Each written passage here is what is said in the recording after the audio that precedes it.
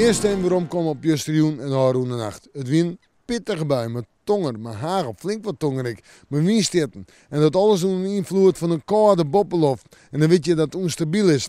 En we binnen van die onstabiliteit nog net al. Van de morgen wie de loft ik nog wield. En het wie het ik wel wat wield waar, maar een stevige wind. Maar we hier niet het betere waar van Nederland, maar de meeste zinnen. En dat is dan toch ik wel weer positief. En die zinnenkonsten, nu oplopen ik het gerust in de kustgebieden. Ik zet het op een richtje.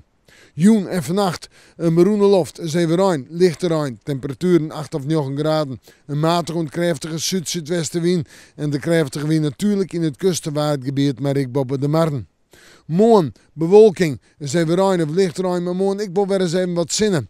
En de meeste zinnen in de kustgebieden. En de temperaturen morgen 14 tot 16 graden, ik jou het zullen meest bewolkte dag wezen. De zuid-zuidwestenwind is matig en krachtig, de krachtige wind weer in het kust- en waardgebied.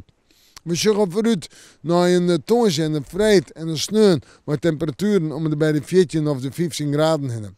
Dan zijn we rein, lichte rein, op tonsje en vrijt ik wel zijn wat zinnen. Sneeuw lijkt het de meest bewolkte dag te worden, maar rein en lichte rein. Maar daarna moet het dan barren op sneeuw en op manje zullen we wel eens opgaan kunnen naar de 18, 19 of 20 graden. Het zucht er voor die dagen net meer uit, maar de zinnen moet het dan. We moeten morgen maar weer even in het waarschuwen.